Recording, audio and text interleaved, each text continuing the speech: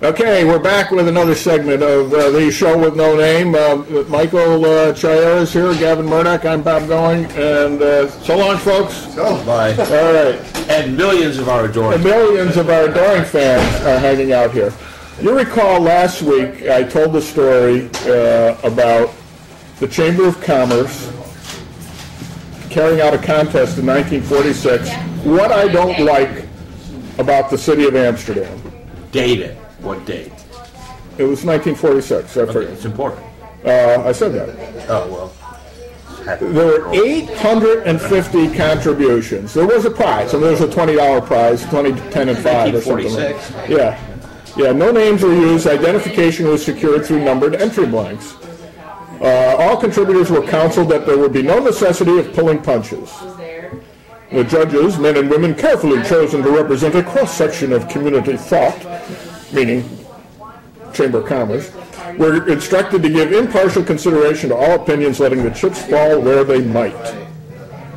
Okay. All right, so let's see. According to the tabulation made by Executive Secretary Charles H. Schenck, recreation was the most discussed, about 230 contestants talking about recreation, offering opinions on the scope and deficiencies of the recreational program, which back then was about 400 times what it is now when you think about it.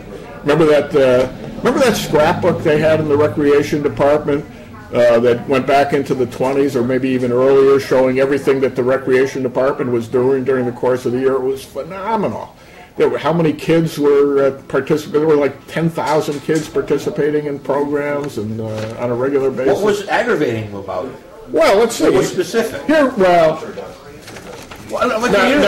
you recall last week that we said, why didn't they call this being negative? You know, what I don't like about Amsterdam, isn't that being negative? And we pointed out how you can't solve the problems. And well, I was being overly optimistic about the Chamber of Commerce. The winning essay was, I don't like the lack of civic pride among a large number of citizens. In other words, 1946. Yeah, the most negative thing they can say about Amsterdam is that people are negative. And we've always said, isn't that being negative, right? This spirit is not conducive toward making Amsterdam the kind of city we would like to have. Now, I could have read this. Hey, Diane, how are you? Pull up a chair. This is like this could have been written yesterday by Karen Hetrick, right? Well, I don't. Wait a minute. They're saying, how did they gauge that we didn't have civic pride? Well, let's go on. It's a rather long answer. We are prone to blame the city administration or the Chamber of Commerce for conditions we are responsible for as individuals. That's correct. That is true. Cases. We are quick to criticize those who make an honest effort to do something. I think that's true. That's true. Such an attitude has dampened the ardor and discouraged initiative on the part of many who would be of help. True. That is true. Right. Misguided leadership has done a lot to put nationalism above civic responsibility. What? Well, we just got off of World War II, and now we're pulling out, I guess. Nationalism above civic, I don't know. I don't know what that means. And that's tended to build up group interest with selfish motive. Oh, I know what this is. There was a big dispute going on at that time because the leaders of the Polish-American community in Amsterdam were making a big deal about giving Poland to Russia after World War II. And then there was all these editorials. Who should have done what? Well, they should be PO'd about it. Well, you better believe it. I mean, come on. Yeah, but the true Americans in the community thought it was just terrible. It was just terrible. How dare we attack the Yalta Agreement? Yeah, of course. All right. So, but that's what this is about. There was like 30 letters of the editor back and forth. One from an American, and it was probably this person, and the other by the assistant pastor at St. Stanislaus, who wrote a series of just brilliant letters. Did they just realize what had just occurred when they wrote this? They didn't care because we shouldn't care about Poland. We're Americans. Yeah, all these people had relatives over there. I mean, these were first and second generation people. Did they just see the massacre they were showing on the TV the other night when they took all They didn't found care. all those bodies? It's not in America's interest to worry about what's going on in Poland. That's what this is about. Okay, so so now that explains what we are all. Let's see. Let me read this again. Misguided leadership has done a lot to put nationalism above civic responsibility, and has tended to build up group interest with selfish motive. Yeah, it's selfish to want Poland to be free, right? We are all Americans, and we should work together. A community will be just as great as the people who live in it. If we think big, so will we grow big. Let us live up to that slogan, all for one and one for all. That was the Three Musketeers. These comments place second.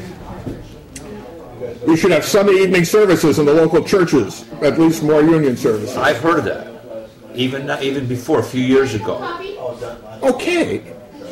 Is that the most critical need of Amsterdam? Yeah, but you understand, when people... This came in second. Yeah, but, came in second? But who judged that? But if you look at the one that came in first, those are vanilla general statements about something rather than specifics about specific issues. Absolutely right. And as you read through, you're going to see the ones that are very specific, and it tended to be rated lower than the generic. And now here's one that popped up in the letters to the editor a lot too. The various veterans associations should stop competing, get together and build a large building with auditorium, bowling alleys, basketball courts, and kitchen. Well, this had to do with your uncle. Your uncle started this problem. Excuse me? Your uncle created this problem, Susie Sardonia, when he put together the fund drive to build the Fifth Ward Memorial Park. Terrific. The Fifth Ward Veterans Memorial, which to this day is the classic example of what a civic war memorial should be. It's magnificent, and it's been kept magnificent since it opened in 1947, I think. Yeah. Yeah.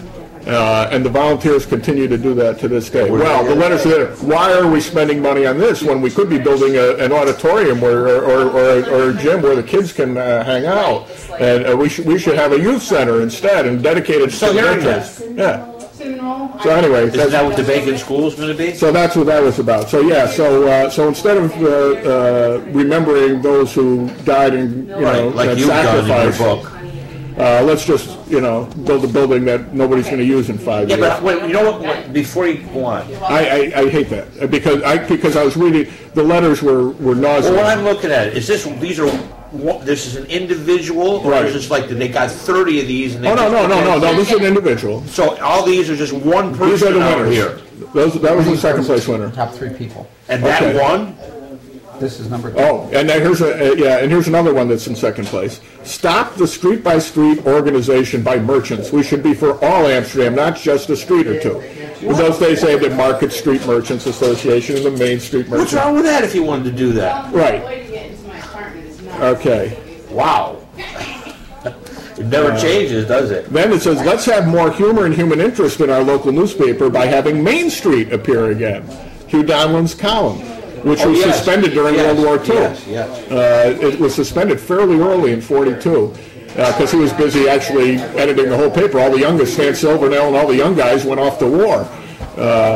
As a result, Donlan had to go back to his cub reporter days. He was if you read the paper, you can see that Donlan wrote half the paper during that era because he was probably in his 50s then. When you think about it,